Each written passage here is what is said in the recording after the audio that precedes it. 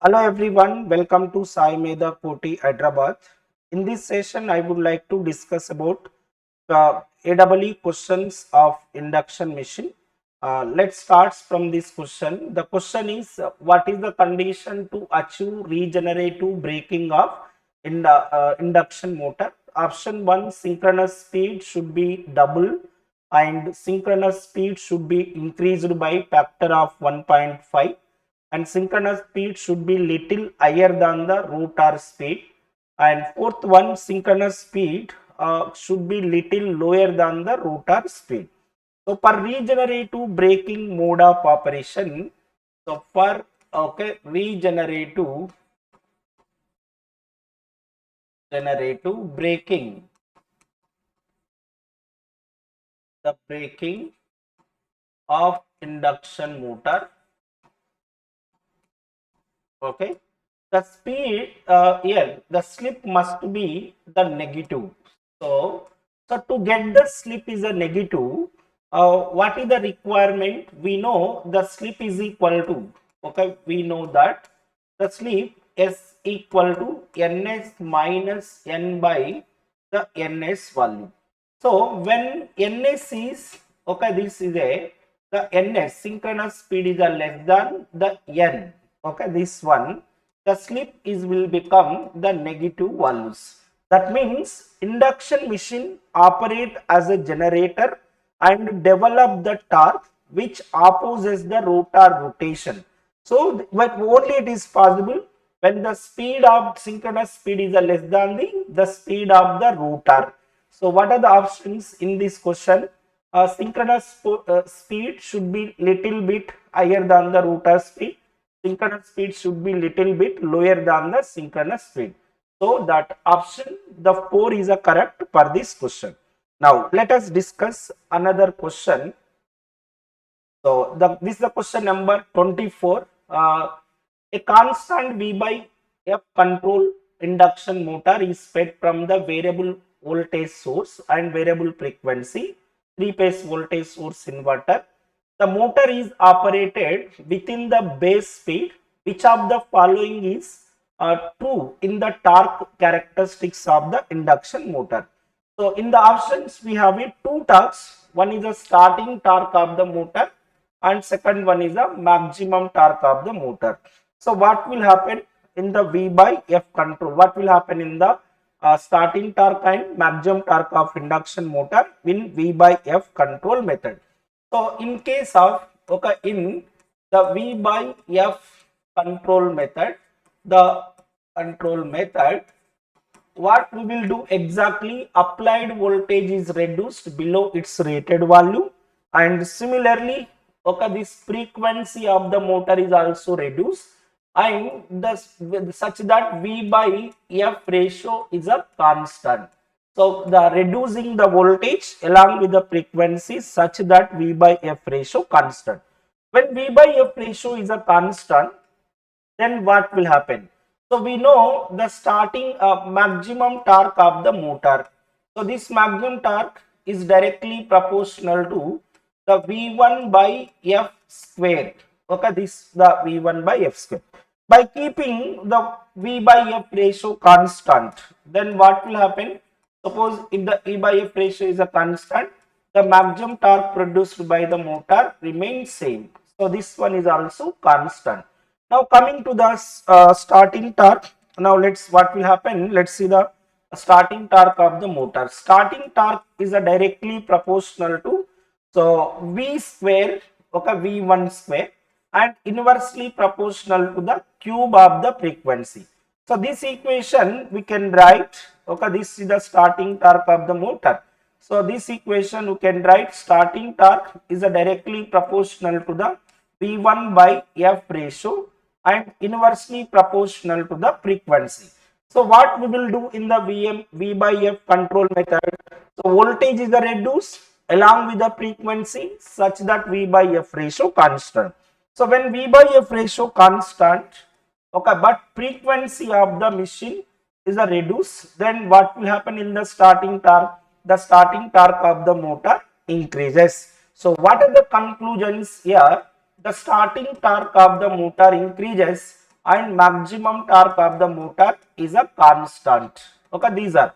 Now let us see first option, starting torque increases with decrease in the frequency and maximum torque decreases, and option 2, the starting torque of the motor, starting torque decreases with decrease in the frequency, maximum torque decreases, and option 3, starting torque increases with decrease in the frequency, maximum torque the remains same, and starting torque of the motor, so increase, starting torque increases with a decrease in the frequency, maximum torque is remains same. So in both cases, this maximum torque is a constant. Now see the option 3, starting torque increases with decreased in the frequency. So starting torque increases with decreased in the frequency. So that option 3 is the correct for this question. Okay. Now let us solve another question. This question is, the speed of the induction motor is increased by increasing the frequency by 20%. So if the magnetizing current of the machine is to be remain constant, then supply voltage must be increased by 10%. The slip must be increased by the 20%. Supply voltage must be increased by 20%, and supply voltage must be decreased by 20%.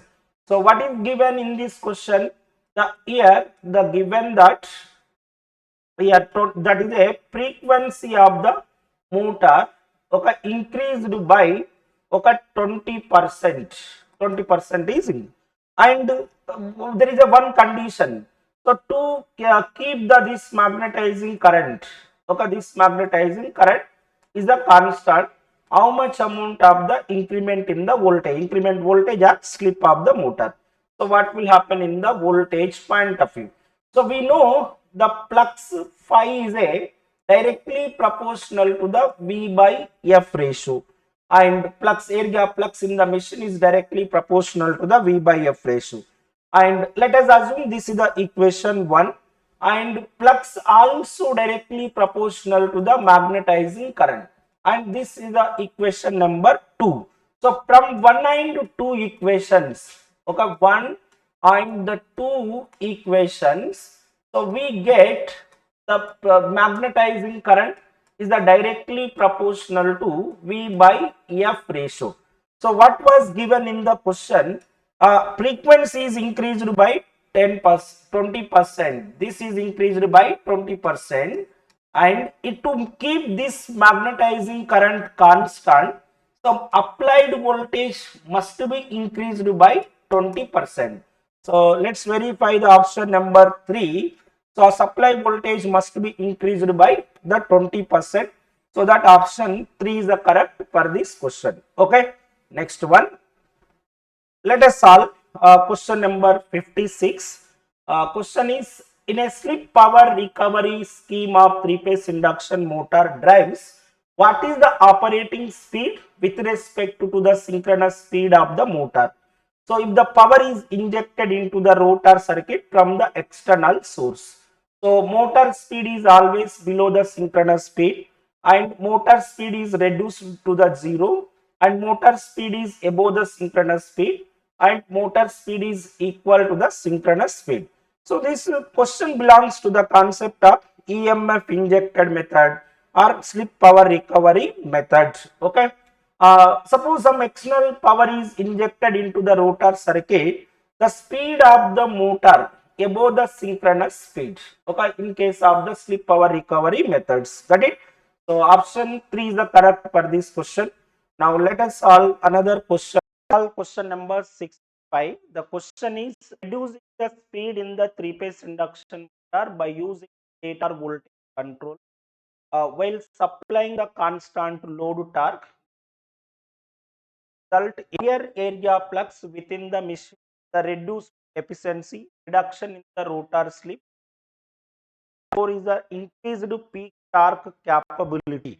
So in the supply voltage control method, the supply voltage of the induction motor cannot be increased above its rated value, but it can be varied below its rated value.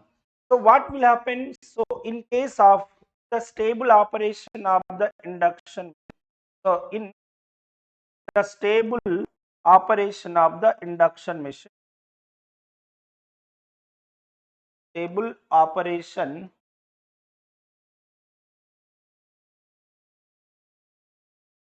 induction machine, the torque is the directly proportional to the S, okay, V1 square, the S square, S E2 square divided by rotor, where S is the slip, E2 is the rotor induced EF, and R2 is the rotor resistance. So this is also directly proportional to the V1 square by R2L. Suppose R2 is a some finite value, okay, this is therefore the torque is directly proportional to the SV1 square. So what will happen here, by reducing the voltage, okay, slip of the motor is to maintain the torque constant. So as a slip of the motor the increases, so what will happen in the speed of the motor is equal to ns 1 minus s. So now slip of the motor is a speed of the motor decreases, okay, the speed is decreasing. So by reducing the speed, what will happen, increases and speed of the motor decreases in order to maintain torque constant. But we have a question, what will happen after this? So the for example point I am taking, suppose let S1, suppose V1 is equal to V amount of the voltage and V11 and V12. So that the applied voltage in the second case, it is reduced by 1 by root times. So then what will happen in the slip of the motor? So due to which slip will become times of the S1, okay, initial value, slip time, the slip will become 2 times. When the slip is equal to 2 times, what is the stator current? The stator current I1 is directly proportional to the S into V1. So that I12 divided by I11 is equal to S2 V12 divided by 1 V11. So by simplification, I12 divided by I11 is equal to the 2 times of the S1, okay, V by, okay, root 2. So this is the S1 and voltage. So by simplification, I12 is equal to the root 2 times of the I11. So it means I12 is equal to 1 point, so 1 the 432, okay, I11. So that means how much amount of extra current? 43.2% of the extra current or overloading current from the source. So this extra current, okay, increases the stator copper losses. Okay, copper loss increase. So increased in the stator copper losses, okay, it decreases the efficiency of the motors. Okay, the machine draws the extra amount of the current from the source. Suppose if the applied voltage reduced by 1 by root 2 times, so what will happen? 43%. Motor draws the overloading current of the 40.2%. So this extra current increases the stator copper losses, due to which the efficiency of the decreases. So that is option 2 is a reduced efficiency of the motor. Got it? So next one, let us solve another question. The stator of the 3-phase squirrel cage induction motor rotor 14 rotates 1440 rpm at 50 Hz. We want to have a 6 poles without any change. This motor would then operate with a speed slightly above the 800 rpm at 50 Hz, run at same speed within the higher torque rating, and operate with a speed slightly below the 1000 rpm at 50 Hz. The fail to develop the torque. So in this question, suppose which type of the motor is given? So that is a squirrel cage induction motor. The squirrel cage induction motor respond, okay, rotor of the squirrel cage induction motor respond with any changes of stator poles. So that motor will run. So motor the rotates at some speed, but we require the speed of this one. So now initially 4 poles and next one the 6 poles. Per 6 pole and 50 Hz, per P is equal to 6 and 50 Hz. So then what will happen? So what is the synchronous speed? Ns is equal to 120 f by p. So where Ns is equal to 120 hertz divided by number of the, so that is equal to 1000 rpm. So where Ns is equal to 1000 rpm. For motoring mode of operation, the speed of the rotor less than the synchronous speed. Now option number 3, operate with the speed slightly below the 1000 rpm at 50 hertz. So option 3 is the correct for this question. Now let us solve another question. Question number 82. So which of the following the load upper characteristics close to the constant load torque? So constant load torque. So now in this case, fan type of the load, water pumps, the traction load and low speed hoist. So this is the number 4 is the correct for this question. Okay.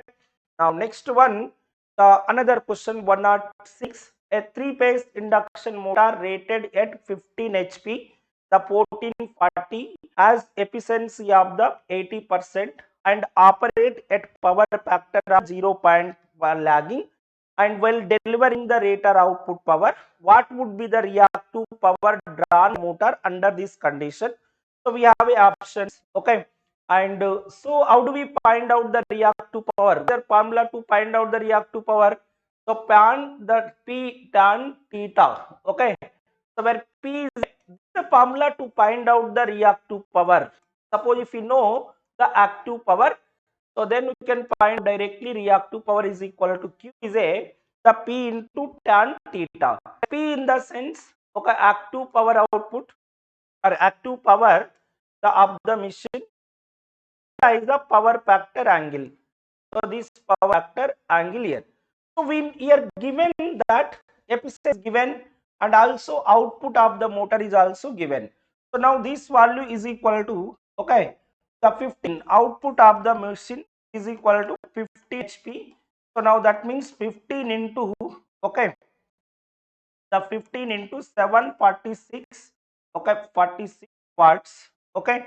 And next one, in this another efficiency also mentioned, that is a 85%.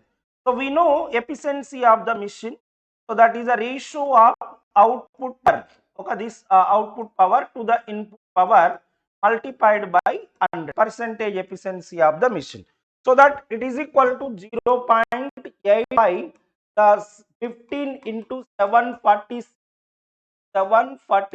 watts divided by input of machine. So now from here we can find out the input power. Which power it is? The active power input. The active power input. So that is equal to the 0.85, okay, 85. So 15 into 746 watts. Got it? So this is the 746. So after getting the active power output, so we know theta. How do we get the theta here? The cos inverse of 0.9. So therefore reactive power is equal to P into tan theta. So P is equal to, what is the value of the P? 0.85 divided by 15 into 746, the into tan, okay, this one is a cos inverse of 0.9. So now by calculating this, so this value is equal to 0.38, so kVAR, okay, reactive power. So this one is a reactive power output of the induction machine, reactive power input. Okay. Now another question. Question number 111. So what is the way of the important braking action of the three-phase induction motor plugging scheme? By reversal of the phase frequency, by increasing stator magnitude, by decreasing the stator voltage magnitude, by decreasing the synchronous speed. Okay. In plugging method, so by changing the phase frequency of the induction motor, we can operate, we can develop the electromagnetic torque which opposes the rotor rotation. So this opposing torque bring the rotor comes into the standstill conditions. Got it? So what is the mean by phase frequency? We know that. So just reverse. How do we change the phase frequency? By reversing the any two terminals supply. So option 1 is the correct for this question. Okay, next one. Question number 114. What is the status of the machine flux for the range of frequency above rated base frequency in the power speed regulated V by control induction motor? So in the V by control, here above rated speed is given, rated base frequency, and above case of the speed regulated V by F control. So what is the status of machine for the range of the frequency above its rated value? Suppose we have a, so this draw the torque slip characteristics this case, and it is a torque and the speed of the machine. So by using V by F control method, you can control the speed of induction motor. Suppose it is the base frequency, this one is the base frequency value, and in this case frequency value here. So this method of the control, it is a V by F control method, and this one is the pure frequency control. This is the pure frequency control. So in V by F control method, and listen, so power is a variable, power is a variable, and in the V by F, but in the pure frequency power is a constant. And next this curve is power P, and this is also P here. And what about the torque point of view? Torque is a constant and power is a variable. So this was the torque. So this you can say that this part.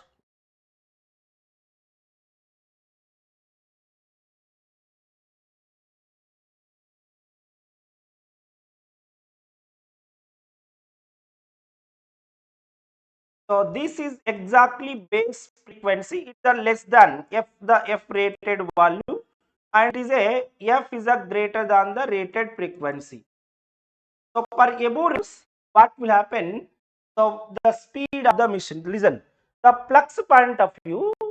In this case, the pure frequency means voltage is a constant and frequency only increased above its rated value. So what is the air gap flux condition? The air gap flux phi is equal to, so that is the air gap flux phi. That is the flux is directly proportional to the V by F control. So now in the pure frequency control method, so by keeping voltage constant, frequency is reduced below, above its rated value, then what will happen? The flux of the motor little bit decreases. So what the option 1, machine flux unchanged. The machine flux may increase or decrease based on the load. The machine flux increased from the rated flux. Machine flux decreases from the rated the flux. So that option 4 is the correct for this question. Okay. Next, let us solve question number 118. The question is, electric machine where the self-inductance of both rotor and the stator windings are independent of their position, not develop. Okay, so not develop the reluctance torque. Okay, this one, that is a it's leakage flux in the stator and leakage flux in the rotor cannot develop the reluctance torque. Okay, that's why answer 4 is the correct for this question, the theoretical question. And next, coming to the here, another at low value of the operating slip, the torque developed in the three-phase induction motor. So what is the shape of the torque slip characteristics? So low value, okay, suppose we have a torque equation T equal to 180 by 2 pi ns, the S in T square, that R2 divided by the R2 square plus Sx2 whole square. So this is the equation of the torque. For low value of the slip, what will happen? For low, the value of the slip of induction motor. So this in the above equation, okay, in the above equation or in the torque equation, this Sx2 square, okay, low value of the Sx2 square is a very less as compared to R2 square. So that, okay, this Sx2 is a Sx2 square is the neglected. Okay, this one is a neglected here. So when it is neglected, the remaining torque equation, So torque is equal to 180 by 2 pi ns, okay, s into E2 square, the R2 divided by R2 square. The R2 will be cancelled out. So torque is equal to 180 by the 2 pi ns E2 square, the divided by R2 values. So from this equation, what I conclude?